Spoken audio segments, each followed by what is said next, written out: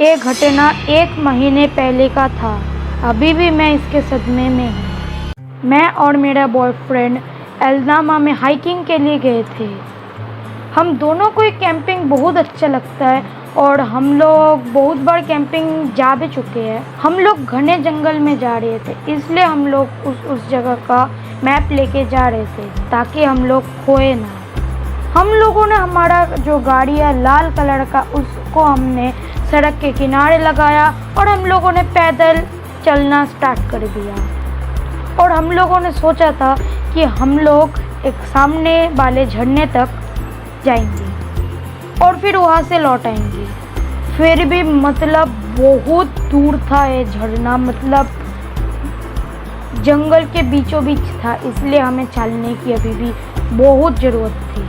और बहुत देर चलने के बाद हम लोग फॉल्स तक आ ही चुके और हम लोग जैसे ही उस फॉल्स को देखे, झरना, हम लोग भागने लगे। हम लोग उस झरने के बहुत पास ही आ चुके थे और हम लोग थक भी गए हैं, इसलिए हम लोग धीरे धीरे जा रहे हैं और ज़्यादा भागते भागते नहीं जा रहे, क्योंकि अगर हम लोग खो गए तो घर जाना बहुत मुश्किल हो जाएगा। हम लोग झरने तक पहुंच गए। एक इतना अच्छा झरना है।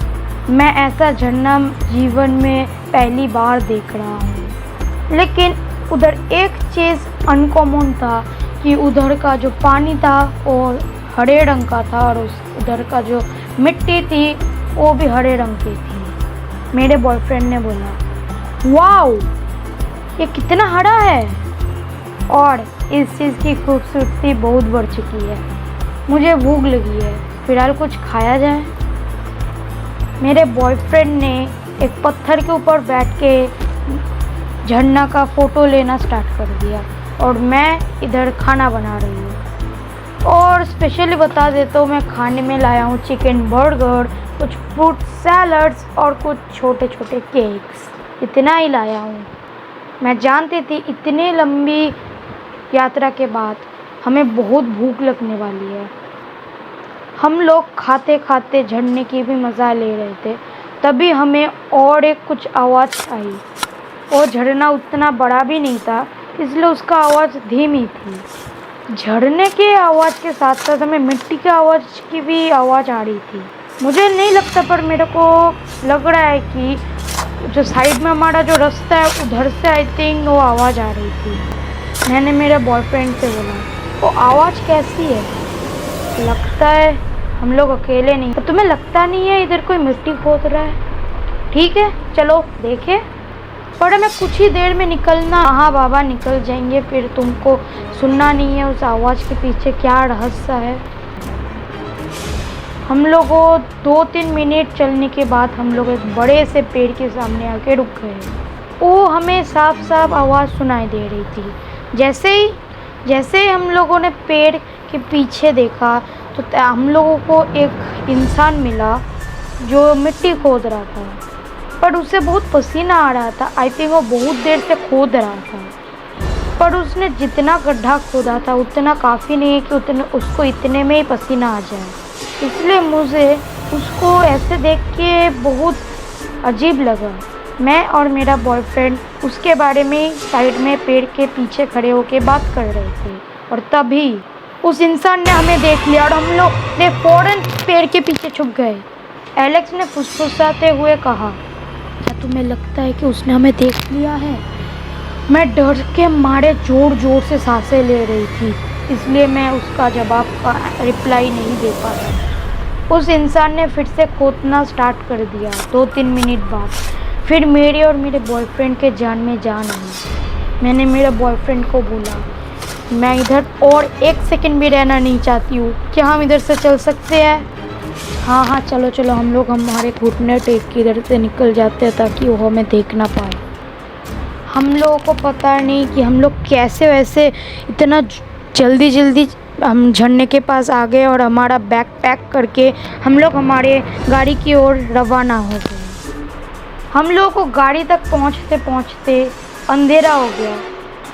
इस जंगलों से निकल के हाईवे तक पहुंचने में बहुत टाइम लगना था। भी एलेक्स ने गाड़ी में बैठा और जैसे उसने गाड़ी का इंजन स्टार्ट किया, वैसे ही गाड़ी का हेडलाइट जाके रोशनी देना स्टार्ट कर दिया और मेरा दिल घबरा गया क्योंकि वो अजीब सा दिखने वाला आदमी हमारे गाड़ी के सामने था। मैंने उतना जल्दी देखा नहीं, बाद में मैंने देखा कि उसके हाथ में एक बहुत बड़ा शावल फावड़ा था। वो ठीक हमारे गाड़ी के सामने खड़ा हुआ था और हमें एकदम नफरत से देख रहा था। फिर उसने हमें पूछा, तुमने क्या देखा? मेरे और मेरे बॉयफ्रेंड को इतना डर लग गया कि हम लोग उधर से भागने ही वाले थे। और तभी वो इंसान हमारे गाड़ी की तरफ आया और फिर उसने अपना फावड़ा से हमारे गाड़ी के शीशे पर मारा। पहले बार पर तो शीशा नहीं टूटा, फिर दूसरी बार उसने जब मारा तो मारने के बाद पूरा शीशा टूट गया, मेरे कांच टूट गया और कांच के टूटे हुए हिस्से मेरे और मेरे बॉयफ्रेंड के शरीर में लग गए। फिर भी मेरे बॉयफ्रेंड ने हिम्मत दिखाकर गाड़ी को एकदम तेज़ रफ्तार में एक्सीलेटर दबाया और हम लोग उधर से निकल गए। फिर भी वो इंसान हमारे पीछा कर रहा था और बहुत ज़ोर से गालियाँ दे रहा था। जैसे ही हम बहुत दूर निकल गए तो उसने हमें फॉलो करना छोड़ दिया। हम लोग उधर से जल्दी निकल के पुलिस स्टेशन जाके शिकायत किया उनके बारे में। पुलिस ने जांच के तौर पर हमारे गाड़ी का पिक्चर ले लिया और उस जगह पर हमें ले जाने के लिए बोला। अगले दिन हम लोग सब उधर गए और वो आदमी उधर कहीं दिखाई नहीं दे रहा था। पुलिस के पास अपना डॉग्स भी थे। पुलिस ने उस जगह का पूरा इलाका का छान मारा, उनको कुछ नहीं मिला। तभी कुत्ता गड्ढे के ऊपर देख के भौंकना स्टार्ट कर दिया। पुलिस को गड्ढे के अंदर एक छोटे बच्चे की लाश मिली जो 1 साल पहले लापता हो गया था। उस बच्चे के शरीर पे जगह जगह पे चोट के निशान थे और उसका गला भी किसी ने घोंट दिया। ऐसा लगता है कि उस आदमी ने उस बच्चे को अगवा किया और कई तरह के गंदे चीज़ें किया। पर उस बच्चे के ऊपर किया गया टॉर्चर इतना बढ़ गया कि उसने दम घोंट दिया। पुलिस के डर से वो बंदा इधर आया और उस बच्चे को गाड़ दिया।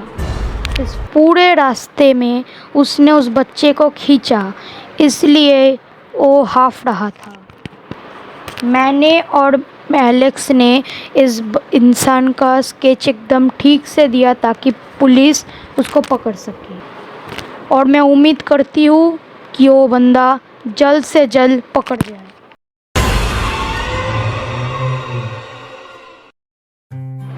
तो गाइस, कैसी लगी आप लोगों को वीडियो? होगा अच्छा ही होगा। तो अगर वीडियो अच्छा लगा तो लाइक करना, शेयर करना, सब्सक्राइब करना और शेयर भी कर देना यार, छोटे से गुरु बढ़ाओ। ठीक है, मिलते हैं नेक्स्ट वीडियो में। तब तक के लिए tata bye bye, goodbye गया।